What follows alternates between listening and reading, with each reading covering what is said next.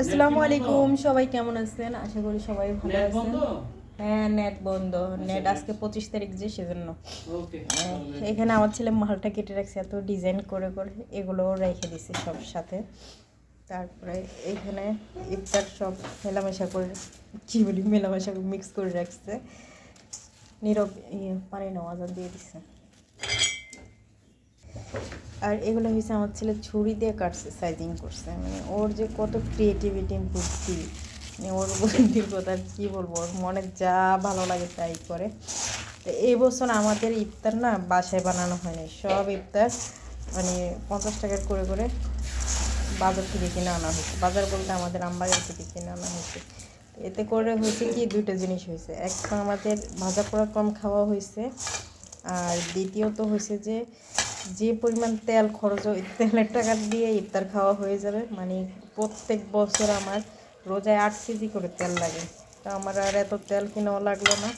আরেকটা ফায়দা হয়েছে, সেটা হচ্ছে যে পরিশ্রম। ইফতারের আগে যে আমার একটা মানে চাপ যায় আমার নিজের উপরে, যে আমার এটা ইফতারের আগে সবগুলো বানায় রেডি করতে হবে, ওই চাপটাও খাইনি। তো তিনটেই ফায়দা হয়েছে। তো আলহামদুলিল্লাহ, আমার ছেলে এখনও মনে হয় পেঁয়াজ দেয় নেই, এগুলোতে তো পেঁয়াজ কাটবে। এই যে এখানে ও পেঁয়াজ কাটতেছে, আর পেঁয়াজগুলোর ভিতরে না খোসা পচা, ওই জন্য মানে আয় বরকত পাওয়া যাইতেছে না। মানুষ সস্তা খোঁজে, মানুষ সস্তা খুঁজলে কী হয়েছে, যে 30 টাকা কেজি পেঁয়াজ পাওয়া যায়, আসলে পেঁয়াজের বাকলার ভিতরে দেখে এই যে এগুলো সব পচা। তো যেমন দাম ওরকম মান আর কি, মানে সস্তা সস্তা সস্তার 3 অবস্থা আর কি। তো একটু পরে আবার দেখাবো মধু। আজকে আবার একটা মধু নিয়ে আসতে। ওই কিরে মধু আজকেটা যদি মধু না হয়, নীরবের খবর আছে, কারণ আজকেটা নীরবে কাটতেছে। বললাম যে আমি কাটি, এভাবে কাটে না, তেরা তেরা করে পুষ দাও। ছুরিটা অ্যাঙ্গেলে করে নাও, তেরা করে নাও না। তরমুজের ফাঁস কাটার নিয়ম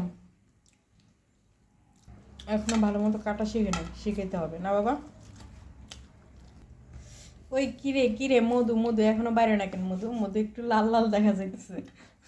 ওই কিরে মধু না, মধুর মতো হলুদ কালার, একদম মধু, রসমালাই।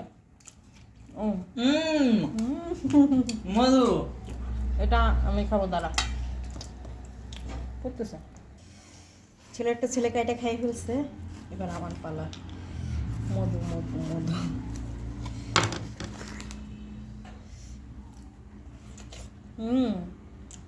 আসলে মধু মনে হয় কিছু মিক্স করছে, বুঝলাম না। এবারে তরমুজ সবগুলোই মধুর মতো মিষ্টি, আর একদম লাল টকটকা পড়তেছে। কি এখানে কি কোনো কিছু কারসাজি আছে নাকি আল্লাহ জানে।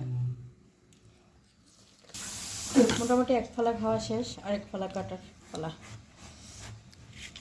অন্য কোনো ফল খাইতে পারি বা না পারি, তরমুজ আমি ভালোই খেতে পারি। লিচু এত বেশি খাই না, যতটা খেতে পারি। এটা আমার